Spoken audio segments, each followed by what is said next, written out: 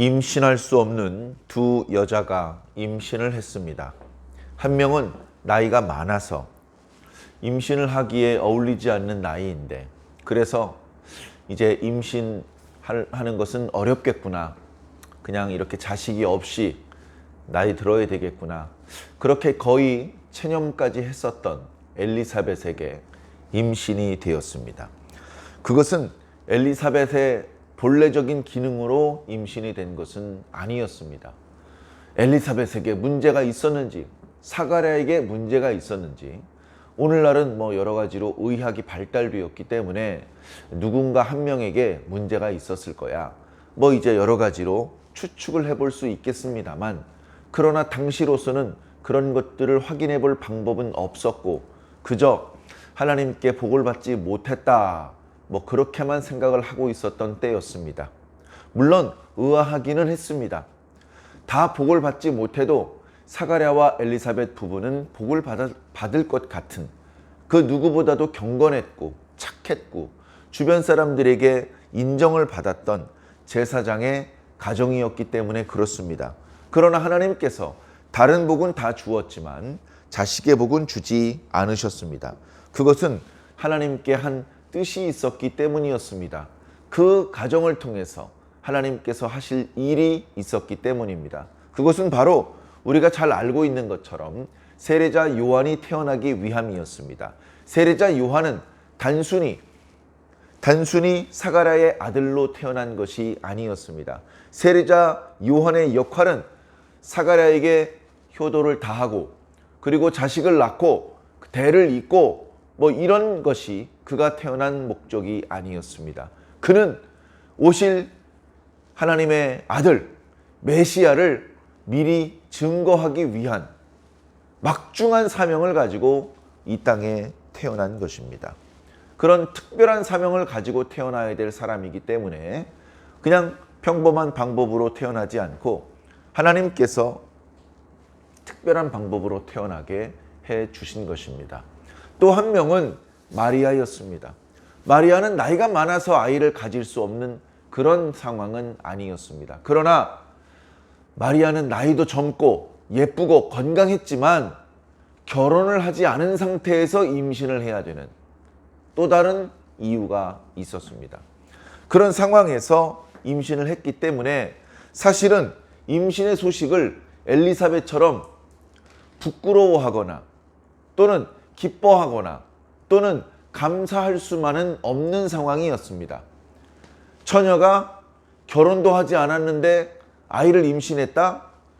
그런 상황이라면 사람들은 100% 이 여자가 부정한 행동을 했다, 결혼하기도 전에 자기가 정혼한 남자가 있는데 그 남자 말고 다른 남자와 간음을 했다, 이렇게 생각할 수밖에 없는 일이기 때문에 그렇습니다. 자, 그렇게 되면 그 사회에서 매장당할 수밖에 없습니다. 죄가 많은 여인으로 낙인이 찍힐 수밖에 없습니다. 자신이 사랑했던 남편 요셉과의 관계는 깨질 수밖에 없습니다. 자신을 사랑하고 아껴주었던 요셉이 무서운 얼굴을 하고 실망과 배신감에 분노하며 치를 떠는 그런 모습을 보게 될 것이었습니다. 그렇기 때문에 엘리사벳이 임신한 것과 달리 엘리사벳은 그저 많은 나이에 임신한 것이 부끄러워서, 별로 부끄러워할 일도 아닌데 그저 기뻐할 일이고 감사할 일인데 그 사실을 처음에는 알리지 않았었습니다. 그러나 마리아는 사정이 다릅니다. 마리아는 생존을 위해서 어쩌면 임신한 사실을 숨겨야 했을지도 모릅니다. 이 사실이 알려지면 입장이 곤란해져. 아이고, 요셉한테는 뭐라고 말하지? 요셉이 내 말을 믿어줄까? 마을 사람들은 설명해봤자 믿어주지 않을 거야. 아이고, 어떡하지? 숨어 지낼까? 야, 집에서 엄마 아빠랑 살게 엄마 아빠한테 설명하기도 힘들어. 예를 들면 이런 극심한 곤란한 상황에 떨어진 그런 상황이라고 말씀드릴 수 있을 것입니다. 자, 그런데 바로 어저께 묵상했던 말씀, 하나님께서 보낸 천사 가브리엘을 통해서 곧 임신하여 아들을 낳게 될 것이다, 이름은 예수라고 붙이게 되어야 될 것이고, 그리고 그는 지극히 높으신 분의 아들이라고 일컬음을 받게 될 것이다. 남자를 알지 못하지만 성령이 나에게 임하시고 하나님의 능력이 나를 덮으시면 그 일은 이루어질 수 있는 일이다. 나이 많아서 도저히 아이를 가질 수 없을 것이라고 했던 엘리사벳도 임신을 했는데 하나님 앞에 불가능이 있겠는가? 그 말씀을 듣자마자 두려움에 휩싸여서 골방으로 들어가고 어디 숨어 지낼 곳을 찾은 것이 아니라 마리아의 모습을 보면 매우 기뻐하고 있습니다. 매우 기뻐하고 있어요.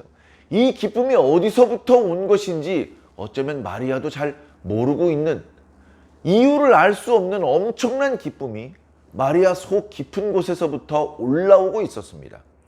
마리아는 견딜 수 없었습니다. 그리고 마리아는 천사를 만나면서 전혀 뜻밖의 소식을 하나 알게 되었는데 자신의 친족이었던 엘리사벳이 임신했다는 것입니다. 엘리사벳을 마리아도 잘 알고 있었습니다. 엘리사벳과 사가랴의 그 집안이 경건한 제사장의 집안이라는 것은 너무나 잘 알고 있었습니다. 그런데 그 집에 자식이 없는 문제도 알고 있었습니다. 그 문제 때문에 사가랴와 엘리사벳뿐 아니라 어쩌면 마리아도 기도하고 있었을 것입니다. 그런 엘리사벳의 집에 하나님께서 아이를 임신할 수 있게 해주셨다라는 소식을 천사를 통해서 들었던 것입니다. 그래서 그것이 사실인지, 그렇다면 축하해 주기 위해서, 그리고 자신도 형부가 만났던 천사를 만났다고, 그런 은혜의 체험에 대해서 공감할 수 있는 사람이 많지 않은데 그 이야기를 나누기 위해서 엘리사벳을 찾아갔습니다. 엘리사벳은 제사장 집안이었기 때문에 예루살렘 성전에서 먼 곳에 있지 않았습니다. 물론 제사장들도 다 똑같은 입장이 아닙니다. 권세 있는 제사장, 또 돈이 많은 제사장은 예루살렘 안에 집이 있었습니다. 그러나 사가랴는 청렴한 경건한 제사장이었기 때문에 아마 부자가 아니었을 것입니다. 그런 경우에는 성전에서 조금 떨어진 그런 지역에 살았을 것입니다. 오늘 말씀에 보니까 유대 산골이라고 말한 걸 보면 성전에서 제법 많이 떨어진, 평지도 아니고 산골짜기에 겨우 집을 구해서 살고 있었던 것 같습니다. 엘리사벳의 집이 어디 있었는지 잘 알고 있었던 마리아는 엘리사벳의 집으로 찾아갔습니다. 나사렛, 갈릴리 나사렛 지방에서 유대 산지 엘리사벳의 집까지는 꽤 먼 거리였을 것입니다. 혼자 다녔는지 동행이 있었는지 성경에 자세한 기록은 없었습니다. 그리고 그 이동하는 기간 동안 얼마나 많은 시간이 걸렸는지, 아이를 임신했다는 것을 천사를 통해서 들어서 알고 있었을 텐데 왜 이렇게 몸을 조심하지 않았는지, 이제 그런 것들에 대해서는 말씀이 없습니다.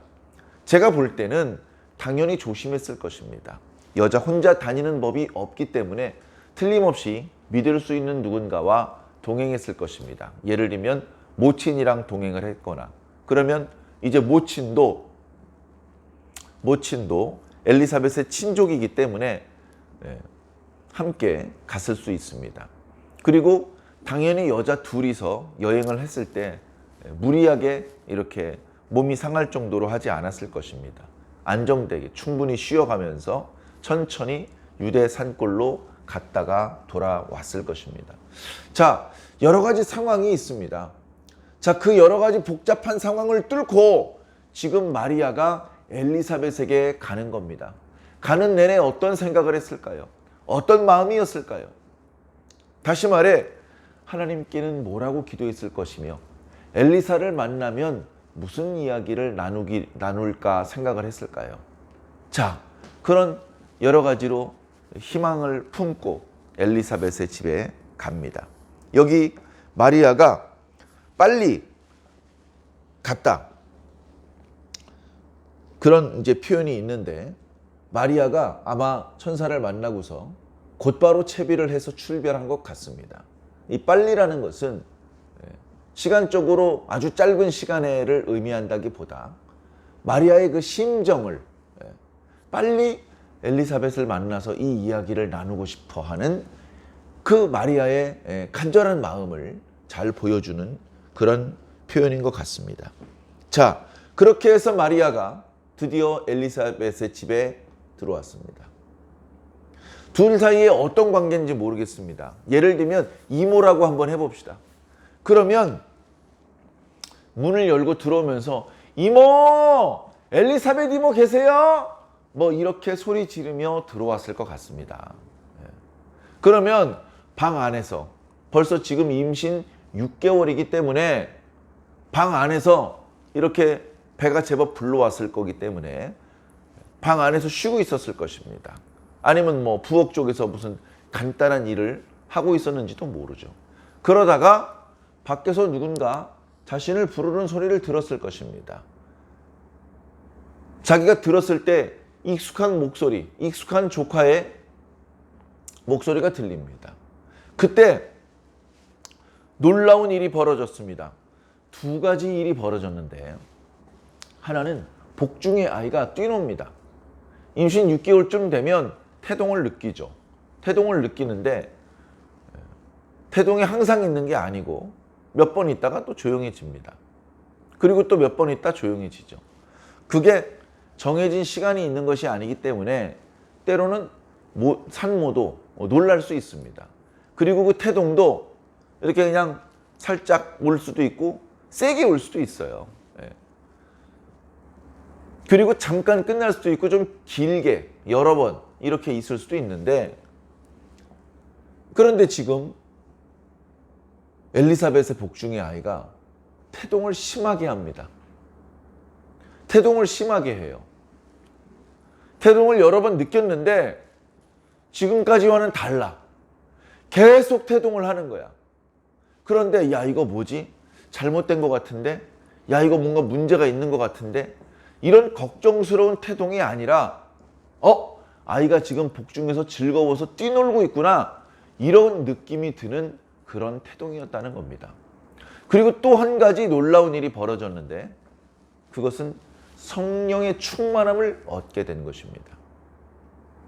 경건한 제사장의 집안이었기 때문에 때때로 성령의 감동, 하나님께서 주시는 어떤 은혜를 진하게 느끼는 경우도 있었을 것입니다. 자주 있지는 않았지만. 그런데 이번에는 너무나 강하게, 마치 바켓스의 물을 뒤집어 쓴 것처럼 온 전신에 하나님의 성령이 충만해졌습니다. 뱃속의 아이만 감동한 것이 아니라 엘리사벳 자신도 감동이 되었습니다. 그래서 자신을 문안하러 온 마리아의 일행을 영접하러 나가면서 가슴이 뜨거워졌습니다. 그리고 자기도 모르게 노래가 나왔다는 것이죠. 그 노래의 내용은 42절 이하의 말씀입니다. 여자 중에 네가 복이 있으며 네 태중의 아이도 복이 있도다. 엘리사벳의 노래는 축복의 노래였습니다. 그것은 마리아를 축복하는 내용이었습니다. 마리아여, 너에게 복이 있으며 네 태중의 아이에게도 복이 있도다. 내 주의 어머니가 내게 나아오니 이 어찌된 일인가. 내 주의 어머니가 나아온다. 마리아가 온 거거든요. 그것을 내 주의 어머니가 오신다라고 말하고 있습니다. 그러면 내 주의 어머니가 마리아예요. 그럼 내 주는 누굴까요? 지금 복중에 있는 아이입니다. 지금 마리아는 굳이 말하자면 임신 1개월입니다. 배가 불러오지도 않았고 아직 그 형태를 말하기 어려운 그런 상황이었을 것입니다. 그런데 그 아이가 결국 건강하게 태어날 것이고 그 아이가 나중에 하나님의 아들 예수 그리스도로 그렇게 일하게 되실 바로 그 아이입니다. 그 아이가 나의 주님이라는 것이죠. 자, 이 예수님은 우리 모두의 주님이십니다. 제가 목사니까 제가 예수님하고 친하고 가까우니까 저의 주님이시고 우리 성도들의 주님은 아니다. 예수님은 유대인 출신이니까 유태인의 주님이시고 이방인의 주님은 아니시다. 그렇지 않습니다. 예수님은 우리 모두의 주님이십니다. 과거에 살고 있었던 사람들, 미래에 살게 될 사람들, 그 모든 사람의 주님이십니다. 심지어 예수님의 부친의 주님이시고 예수님의 모친의 주님이시고 예수님의 형제들의 주님이십니다. 엘리사벳이 예수님께는 이모 할머니쯤 될라나요? 이모 할머니의 주님이시기도 합니다. 그건 어쩔 수 없는 것입니다. 너는 메시아지만 내 조카야. 내 조카 손자야. 그렇게 할 수 없는 것입니다. 우리 모두의 주님이십니다. 그것을 어떻게 알았죠? 자, 예수님께서 그리스도라는 것을 어떻게 알 수 있죠? 그것은 논리적으로 입증할 수 있는 이야기가 아닙니다. 과학적으로 증명할 수 있는 이야기가 아닙니다. 예수님께서 그리스도라는 것을 깨닫는 방법은 딱 한 가지 방법밖에 없습니다. 성령의 감동이라는 방법 말고는 예수님께서 그리스도라는 것을 절대로 깨달을 수 없습니다. 그것은 사도들도 마찬가지고 성도들도 마찬가지고 저도 여러분도 다 마찬가지입니다. 예수가 그리스도라는 거 알고 계시죠? 어떻게 알았습니까? 성령의 감동을 통해서 알게 된 것입니다. 자, 지금 엘리사벳이 바로 그 성령의 감동으로 알았던 것이죠. 아, 우리 조카가 임신을 했구나. 우리 조카의 뱃속에 있는 이 아이가 내 주님이시구나. 그것을 이 짧은 찬양을 통해서 고백하고 있는 것입니다. 이야, 내 주의 어머니가 내게 낳아오다. 이 어찌된 일인가? 참 즐겁고 기쁜 일이로구나 라고 감탄하고 있습니다. 보라, 네 문안하는 소리가, 마리아의 문안하는 소리가 내 귀에 들릴 때에 내 뱃속에 아이가 기쁨으로 뛰놀았도다. 내 뱃속에 있는 아이조차 주님이 가까이 오시는 것을 기뻐하고 있다. 주님께서 하신 말씀이 반드시 이루어지리라고 믿는 그 여자, 누구죠? 마리아입니다. 어저께 뭐라고 고백했습니까? 주의 여종이오니 말씀대로 내게 이루어지이다. 아무나 이렇게 말할 수 없습니다. 이렇게 말하기 어려운 상황이 어떤 것인지는 어저께도 오늘 앞부분에도 설명을 드렸습니다. 말씀하신 대로 이루어지기를 바라는 사람들이 많이 있습니다. 그 사람들은 모두 하나님 편에 속한 자들입니다. 하나님, 말씀하신 대로 이루어 주시옵소서. 하나님, 말씀하신 대로 이루어 주셔서 감사합니다. 하나님, 말씀하신 대로 이루어 주실 것을 믿고 미리 찬양합니다. 이 모든 사람들은 하나님 편에 속한 사람들입니다. 저와 여러분도 이 편에 속해야 될 줄로 믿습니다.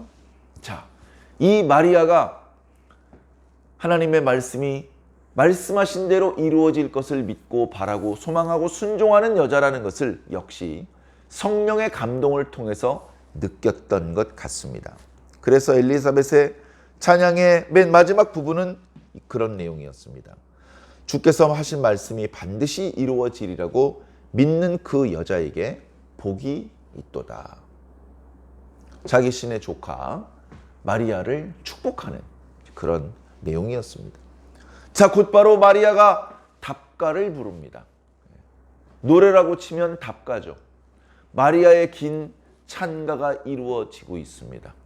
메구니 피카시라고 하는 특별한 명칭이 붙어 있을 정도로 이 누가복음 1장의 마리아의 찬가는 너무나 유명한 찬가입니다. 여기에 엘리사벳이 노래를 부를 때와 같이 성령이 충만했다는 표현은 따로 없습니다만 마리아도 성령의 충만한 가운데 지금 이 노래를 부르고 있습니다. 내 영혼이 주를 찬양하며 내 마음이 하나님 내 구주를 기뻐하였습니다. 하나님을 구주라고 표현하고 있습니다. 그런데 2장에 가면 예수를 구주라고 표현하는 같은 단어를 한 번은 하나님을 가리킬 때, 한 번은 예수 그리스도를 가리킬 때 사용하고 있습니다.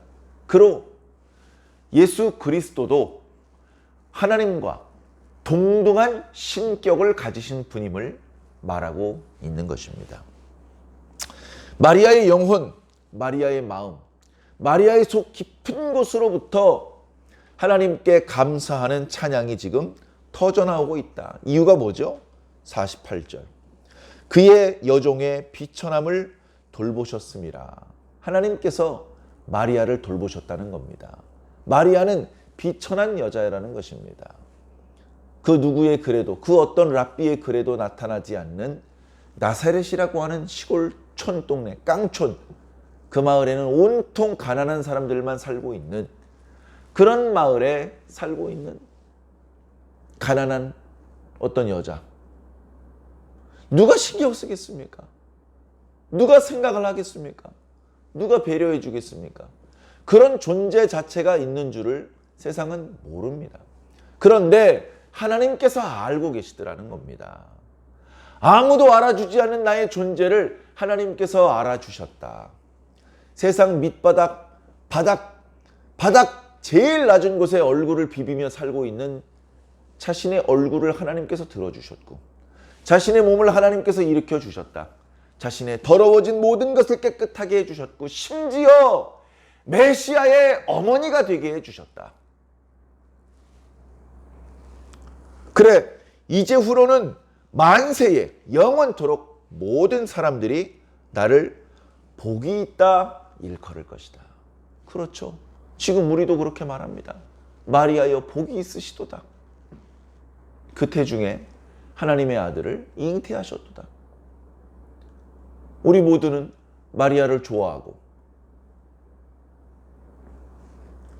마리아에게 고마움을 느끼고 마리아에게 복이 있는 여자라고 그렇게 칭송을 아끼지 않습니다. 물론 일부 캐톨릭에서처럼 마리아를 신격화해서 마리아에게 경배를 드리고 마리아에게 기도하고 그렇게 하지는 않습니다만 마리아를 다 좋아합니다. 자, 하나님께서 하나님을 49절에 능하신 분이라고 표현하고 있습니다. 능하신 이가 큰 일을 나에게 행하셨으니 그 이름이 거룩하시며, 어떤 큰 일을 행하셨죠? 하나님의 아들을 사람의 모양으로 이 땅에 태어나게 하시는데 그 과정에서 자신을 그 통로로 삼아 주셨다.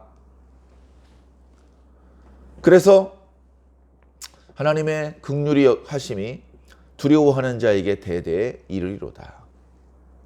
하나님께서는 긍휼히 여기시는 분이다. 나에게만 그런 은혜를 베풀어 주시는 것이 아니고 대대로 앞으로도 계속해서 연약한 자, 비천한 자를 불쌍히 여기시며 돌아보시고 긍휼히 여겨주실 것이다 라고 하나님께 감사의 찬양을 올리고 있습니다. 그리고 51절부터 하나님의 아들 예수 그리스도가 이 땅에 오시는 의미를 말하고 있습니다. 그의 팔에 힘을 보이사, 하나님의 아들이 이 땅에 나타나시는 것은 하나님의 강력한 팔을 보여주시는 것이다. 하나님의 뜻, 하나님의 의지, 하나님의 계획, 하나님의 방향, 이걸 세상에 분명히 알려주시는 그런 방법이신 것입니다. 하나님의 뜻은 무엇이냐? 마음의 생각이 교만한 자들은 흩어버리시는 것이 하나님의 뜻입니다. 권세 있는 자는 그 위에서 내리치시는 게 하나님의 뜻입니다. 반대로 비천한 자는 높이시고 줄이는 자는 좋은 것으로 배불리시는 것이 하나님의 뜻입니다. 부자가 뭘 받아먹으러 왔습니까? 빈손으로 돌아가게 하시는 것이 하나님의 뜻입니다. 세상은 이미 하나님의 뜻에서 많이 벗어나 있습니다. 있는 사람이 없는 사람에게 아무 보상을 바라지 않고 나누어 주어야 됩니다. 모든 사람이 똑같이 배불러야 됩니다. 그런데 그렇게 하지 않고 있습니다. 하나님의 뜻을 거스리고 있는 것입니다. 하나님께서 당신의 뜻을 거스리는 자를 끌어내리실 것입니다. 더 이상 높은 지위를 가지지 못할 것이며 더 이상 많은 소유를 가지지 못할 것입니다. 그리고 아무리 많이 주어도 가난한 사람들에게 퍼주어 나누어 줄 수 있는 자에게 많은 것을 가질 수 있게 하시고 높은 지위를 얻게 하시는 것입니다. 그것이 하나님의 뜻이고 그것을 이루기 위해서 하나님의 아들을 보내시는 것입니다. 그리고 마지막으로 이렇게 말씀하고 있습니다. 그 종 이스라엘을 도우사 긍휼히 여기시고 기억하시되 우리 조상에게 말씀하신 것과 같이 아브람과 그 자손에게 영원히 하시리로다. 조상들에게 말씀하셨던 것을 하나님께서 기억하셔서 그 자손들에게 행하실 것이다. 자, 그 조상들에게 뭐라고 말씀하셨죠? 여러 가지 말씀을 주셨죠. 율법의 말씀도 주셨고 여러 선지자들을 통해서 여러 가지 말씀을 주셨는데 여기서 이 말씀하신 것은 특별히 어떤 말씀을 뜻하는고 하니 그것은 바로 구약에 나타난 하나님의 언약의 말씀들입니다. 성경의 여러 언약에 대해서 말씀하고 있습니다. 그 중에서 우리 장로교회에서는 7가지 언약을 중요하게 생각한다고 말씀드렸습니다. 창조 언약, 노아 언약, 아브라함 언약, 또 모세 언약, 다윗 언약, 아담 언약이 빠졌군요. 그렇게 해서 6개, 그리고 예수 그리스도를 통해서 주신 새 언약, 그렇게 해서 7가지 언약의 말씀. 그래서 성경책 자체를 예전에 하셨던 구약, 새롭게 하신 신약, 약속의 말씀이다. 그렇게 표현하고 있는데 예수 그리스도께서 오신 것은 바로 이 약속을 이루기 위해서 오신 것이다. 예수 그리스도의 오심은 창조 언약의 성취이며 아담 언약의 성취이고 노아 언약의 성취이고 아브라함 언약의 성취이고 모세 언약의 성취이고 다윗 언약의 성취로 오신 것입니다. 약속이 성취되는 것은 좋은 것인가요? 아멘. 좋은 일입니다. 약속이 성취되면 하나님의 백성들은 기뻐합니다.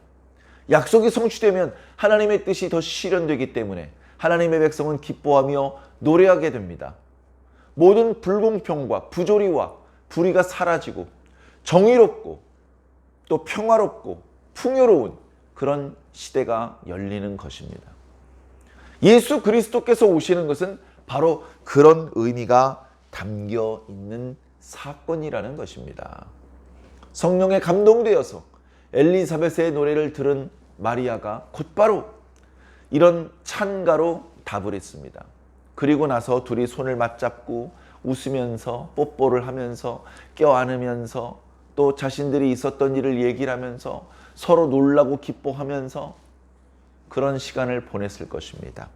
그렇게 석 달쯤 머물러 있다가 다시 갈릴리 나사렛 동네로 돌아왔다라고 기록하고 있습니다. 이때 엘리사벳이 이미 임신 6개월이었기 때문에 석 달을 더 있었다면 어쩌면 임신 마지막 기간을 도와주면서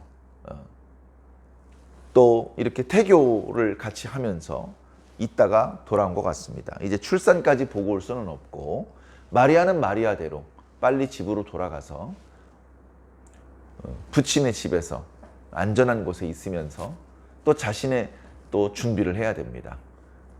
정혼했던 요셉에게 뭐라고 말해야 될지도 생각해야 되고 하나님께 도와주시기를 기도해야 되고 여러 가지로 또 생각할 것들이 있기 때문에 석 달 이상은 머무르지 못하고 돌아오게 된 것 같습니다. 사랑하는 성도 여러분, 이렇게 우리가 하나님의 말씀을 들으면 기뻐할 수만은 없는 그런 말씀도 있습니다. 하나님의 말씀을 짠 들었는데 말씀을 들으면 걱정이 생기고 말씀을 들으면 한숨이 나오고 말씀을 들으면 두려워지는 그런 말씀도 있습니다. 그럼에도 불구하고 그런 말씀을 들었을 때에 우리는 두려워할 것이 아니라 오히려 기뻐하며 감사하며 하나님을 찬송할 수 있어야 됩니다.